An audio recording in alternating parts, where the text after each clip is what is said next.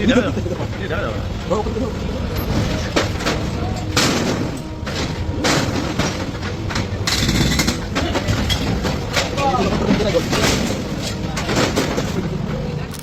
তৃণমূলের party office ভাঙছে, আমি তাদের বলবো যে অনেক অত্যাচার তো করেছেন তৃণমূল কংগ্রেসের নেতাদের উপর, কর্মীদের উপর।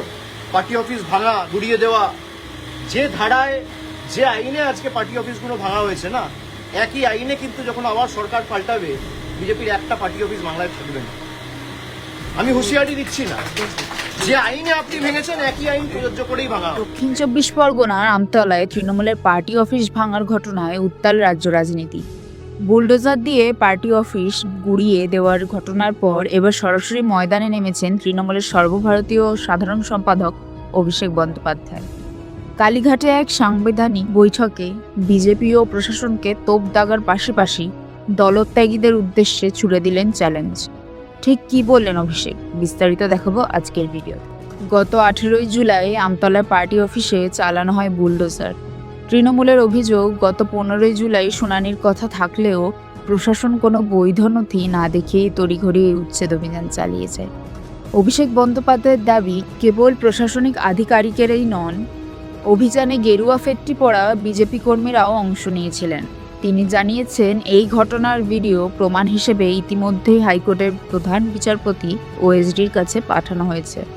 প্রয়োজনে তারা সুপ্রিম কোর্টের দ্বারস্থ হবেন। আমতলার জমি সরকারি নয়, ব্যক্তিত্ব মালিকাধীন, এই দাবি করে অভিষেক বন্দ্যোপাধ্যায় হুঙ্কার দিয়ে বলেছেন, প্রত্যেক কাজেরই সমান ও বিপরীত প্রতিক্রিয়া আছে। আজ যে আইনে পার্টি অফিস ভাঙা হয়েছে, কাল সরকার বদলালে সেই একই আইনে বাংলার বুকে বিজেপির একটাও পার্টি অফিস থাকতে দেব না।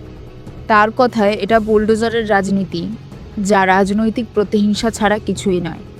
শুধু বিজেপি নয়, দলের অন্দরে থাকা বিদ্রোহী ও দলত্যাগীদের নিয়েও এদিন আক্রমণাত্মক ছিলেন অভিষেক। তিনি সরাসরি চ্যালেঞ্জ জানিয়েছে, আমাকে নিয়ে যদি সমস্যা থাকে তবে তারা দিদির কাছে ফিরে আসুন।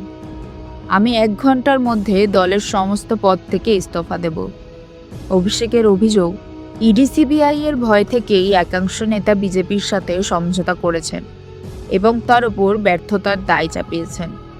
2026 সালে বিধানসভা নির্বাচনে দলের ব্যর্থতার দায় তার উপর চাপানোর প্রসঙ্গে এদিন পাল্টা প্রশ্ন ছুড়েছেন অভিষেক।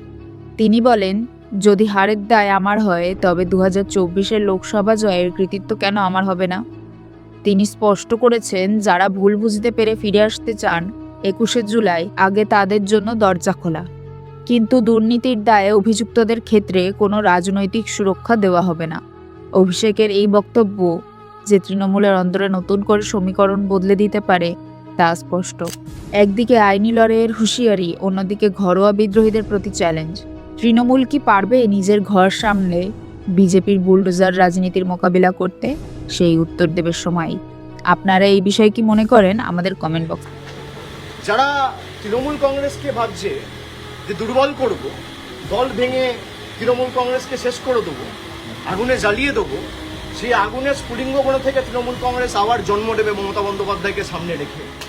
ভোটের আগে ছিল অন্নপূর্ণা ভাণ্ডার, আর ভোটের পরে বুলডোজার। এই হচ্ছে বিজেপির প্রকৃত স্বরূপ। তো যারা ভাবছেন বুলডোজার চালিয়ে তৃণমূল কংগ্রেসকে ধমকে চমকে দমিয়ে রাখবো, তৃণমূল কংগ্রেস আরো শক্তিশালী হবে।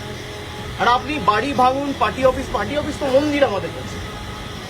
যদি কেউ ভাবে পার্টি অফিস ভাঙে, যদি কোনো অবৈধভাবে সরকারি জায়গা দখল করে পার্টি অফিস কেউ করে, সে পার্টি অফিস আপনারা যথাযথ সরকারি ব্যবস্থা নিতে পারেন, আমার কিছু বলার নেই।